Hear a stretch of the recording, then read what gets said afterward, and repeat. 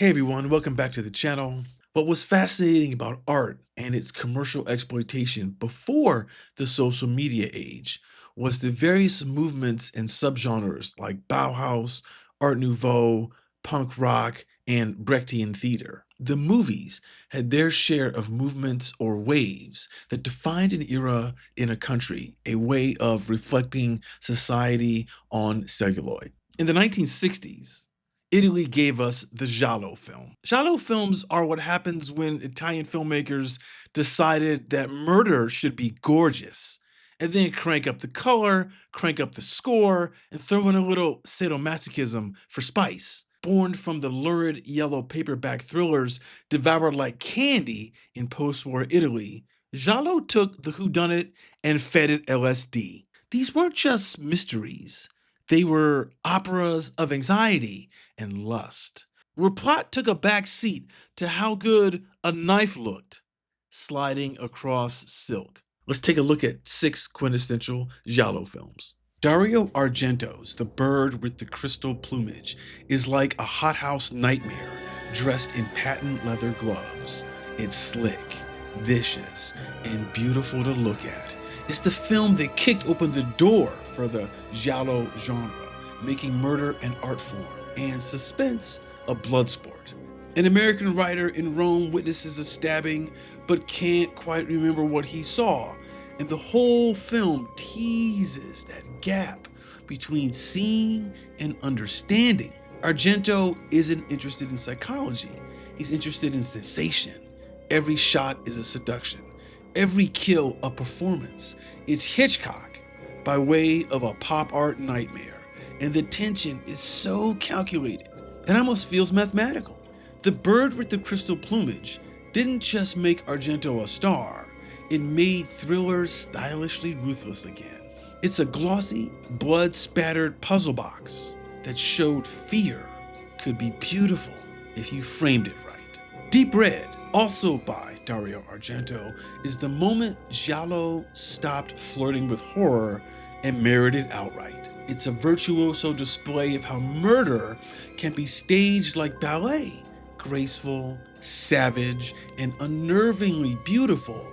A jazz pianist witnesses a brutal killing and becomes obsessed with solving the mystery. But in Argento's world, seeing is never understanding, and obsession is just another kind of trap.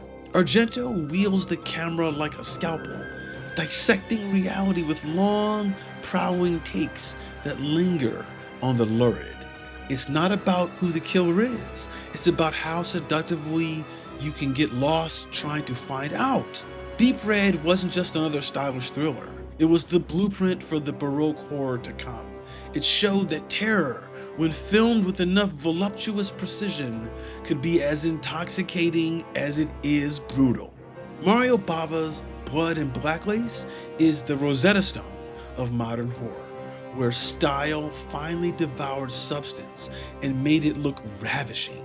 In a glossy Roman fashion house, models are picked off one by one, and the murders are less about fear than about spectacle, shot with a painter's eye for shadow and a sadist's taste for color. Bava wasn't telling a story so much as choreographing death like a fever dream. Crimson blood on silk gowns, beauty rotting from the inside. This isn't noir, and it's not classical horror either. It's its own vivid operatic thing. Blood and Black Lace didn't just invent the look of the slasher film, it made violence seductive, dreamlike, and perversely elegant. After this, horror could never go back to being plain again.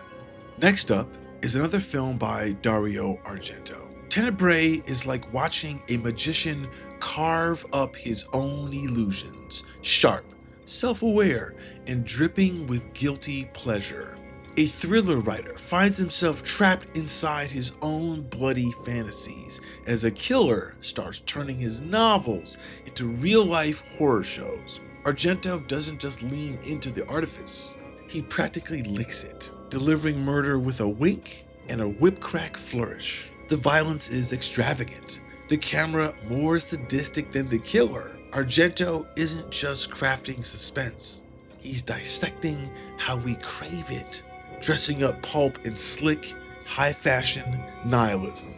Tenebrae isn't just a horror movie, it's Argento's barbed serenade to horror itself, a savage, dazzling reminder that art and violence have always been entangled.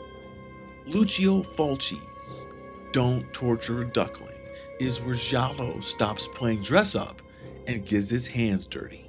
Under the sun-baked surface of a superstitious village, children start dying, and Fulci peels back the respectability to show the rot festering underneath. It's a murder mystery, yes, but it's also an indictment of blind faith, hypocrisy, and small-town cruelty. Fulci trades the usual urban sleaze for rural menace, and the result is more disturbing than anything in the nightclubs and back alleys of Rome. He dares to suggest that the real monsters aren't outsiders, they're the people we trust most. Don't Torture a Duckling happens to be one of Fulci's most potent works, but it's also one of the most subversive films of its kind. A brutal little fable where innocence is the first casualty. Sergio Martino's The Strange Vice of Mrs. Wardh is Giallo as velvet-trimmed confession, sleek, perverse, and dangerously seductive. Edwiga Fenech plays a diplomat's wife, haunted by violent fantasies and a sadistic former lover, as bodies start piling up around her, like love letters gone sour. Martino takes the usual Giallo ingredients, black gloves, erotic paranoia, razor blades, and turns them into a glittering cocktail of dread. It's not just about who's doing the killing, it's about how desire itself can be a kind of sickness. The Strange Vice of Mrs. Wardh showed that Giallo could be more than stylish bloodshed. It could be a fever dream of guilt, pleasure, and the exquisite terror of wanting what might destroy you. So there you have it, 6 essential Giallo films. Italy's second gift to the various film movements and styles from the height of filmmaking before the blockbuster took over the landscape. These films aren't on the major streaming services, maybe Shudder, but some can be found here on YouTube. Until next time, have a great day, and don't forget to hit like, comment, and subscribe, and check out one of my other videos that's on screen now.